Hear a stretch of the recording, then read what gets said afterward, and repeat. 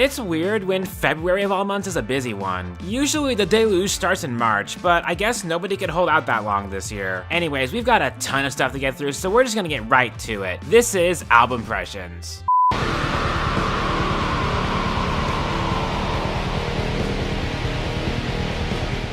I'm in that wintry mood where this breed of black metal really does it for me, apparently. Like, yeah, this band definitely listens to a lot of paysage d'hiver, and you can tell. Though their aesthetic is not as lo-fi, but this isn't quite that either. The way the atmosphere molds and distorts over the course of the album makes it almost feel like an ambient album trapped in a black metal album, trying to break free, succeeding for a few minutes, only to be shoved back in again, but slowly taking over track by track until it emerges victorious as the album fades to black. It's a pretty meaty listen, but the back and forth interplay between the louder black metal and the delicate folk and ambient sounds keeps it dynamic and engaging, and it helps that the black metal itself just sounds immaculate, cold and crushing in all the ways I love. Not much else to say, it's just damn good black metal.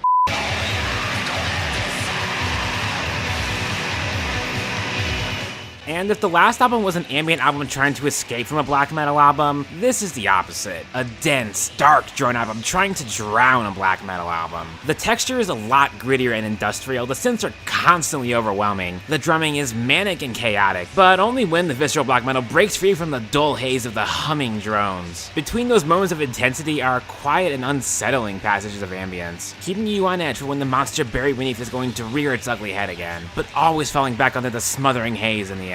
It's ironically a much less pleasant listen, it's way more textured in tone or melody, and the metal itself isn't quite as gripping, but the way the album ebbs and flows and the subtly, or not so subtly, terrifying atmosphere it creates is something I'm absolutely here for.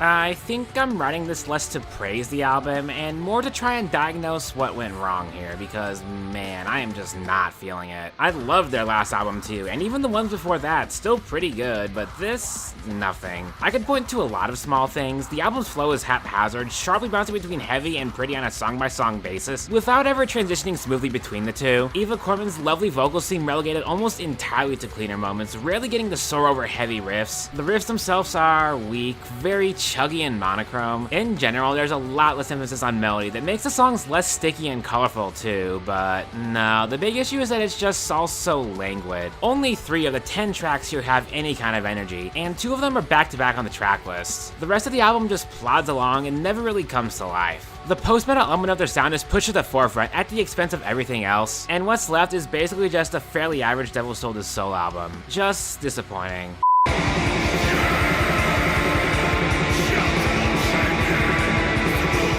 If this and that Festung album were to be believed, the best way to make me like a black metal album is to mix the guitars way louder than the drums, and then shove a wall of synths in between the two. Honestly, it's basically a cheat code, it works every time. That is to say, this is just another black metal album that just sounds really damn good. It's grand and epic, and not just in sound. Long, winding compositions that are lightly folk-tinged, a wonderfully textured guitar tone, and a massive atmosphere to sell it. In this case, I do think it's generally a bit slow-paced for my tastes. There's moments of intensity, but they're far and few between. But the sound itself is strong enough to envelop me and keep me lost in its snowy forest atmosphere all night long. What can I say? I have a type.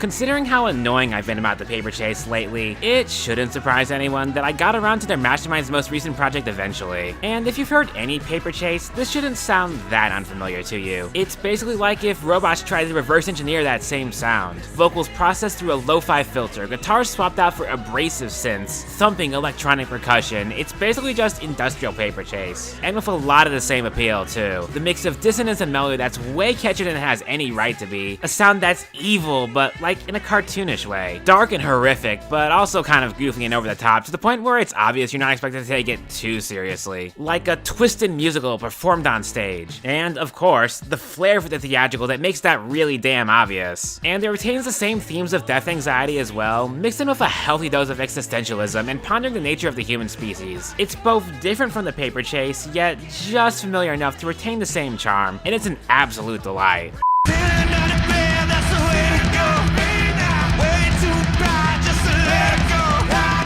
Zeal Ardor's previous work has always been intriguing, but it always felt haphazard, like having a concept, in this case fusing spirituals with black metal, but not really knowing where to go beyond the concept. The end result was slapdash albums that felt more like compilations of single idea songs that could have some power to them, but never really fully landed beyond that. And mixed with the kind of problematic beginnings of the band, it was hard to fully embrace them. This new one though, this is an album, which is interesting because they're now so far removed from the original concept of the band that they're barely recognizable. The black metal influence is overtly present on only one song, with the rest hopping between industrial metal, metalcore, gent, blues rock, EDM, no I did not misspeak, all fused with the soulful vocals evoking that same spiritual and gospel swell. And they sound pissed. Way more violent than they've ever been, seeking to burn down anything in their paths and leave nothing but blood and ash in their wake. I don't know man, I do kinda miss the black metal, but what we did get goes so hard I barely care. For your next trip to Mars.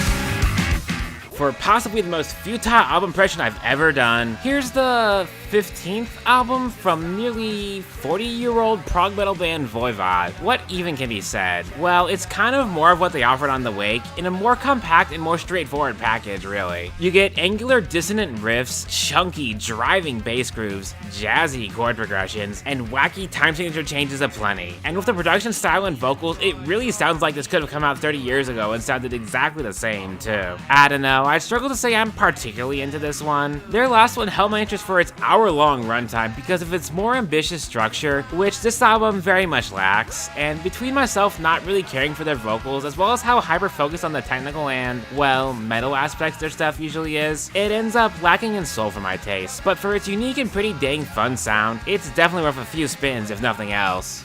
Now why would you stop all this fun?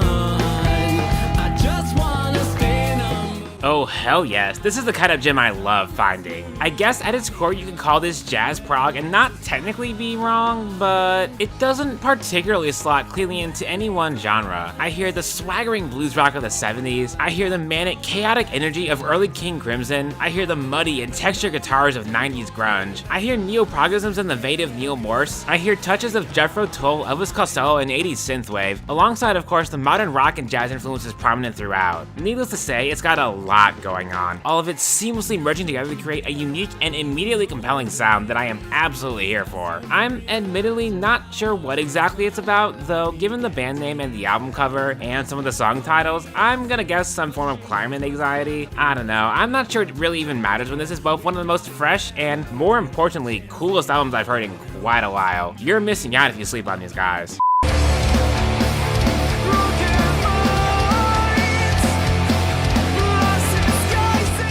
This album is, well, I actually don't know. I guess I could broadly call it progressive metal, but that's not a very indicative term. Bandcamp says it's death and sludge metal, and maybe, kind of, not really. From the band name, you can tell these guys are Gojira fans, so that it's scanned, but that doesn't feel quite right either. Maybe it's gent. Metalcore? Well, what it is a pretty riff-driven progressive metal album that also has a lot in the way of chunky bass grooves and thick, busy atmospheres. Also a lot of ripping leads and solos. This album kind of fascinates me because it's just this kind of everyman of progressive metal, which makes it sound like a confused genre pileup, but no, it's actually very normal, yet simultaneously pretty fascinating and enjoyable. It's also a concept album about a pilgrim's journey to the titular Golden Sea, where I feel like something is getting lost in translation since it's all left a bit vague. I'm not really sure yet if this album is great or really middling, mostly because I'm not sure what to make of it, but for now, yeah, I'll give it my thumbs up.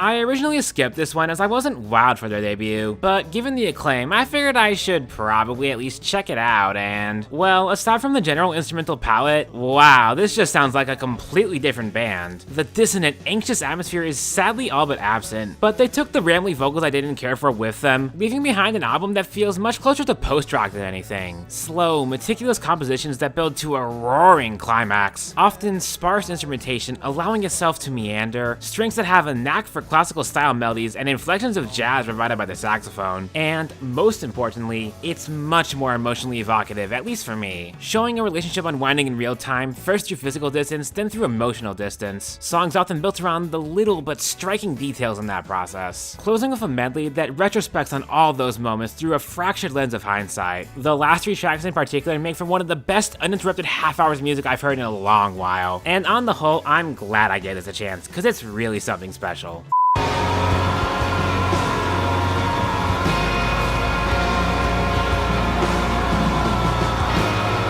I was all over An Isolated Mind's 2019 debut, an intense, winding, dissonant slice of black metal grappling with anxiety and depression. But I also suspected it was a cleansing that wouldn't need to be repeated. So color me surprised when a follow-up drops out of nowhere almost 3 years later, and it's got much of the same twisted, unstable, despondent anger as I'm losing myself, but filtered through lighter tones. It'd be hard to call most of this black metal, but the same compositional spirit is still there, up to the inclusion of an ambient piece to wind things down. This time, grappling not with an internal struggle, but the unraveling of a relationship. A lot of people going through that this year, huh? Caught in a cycle of abuse, a spiral towards a black hole, and a desperate attempt to break free of its orbit and escape it, knowing that there's really nothing that could be done to save the relationship. The music speaks a lot louder than the very limited words here, and it's just as visceral despite the lighter sound and shorter runtime. I can only hope that after this, things are getting better for him.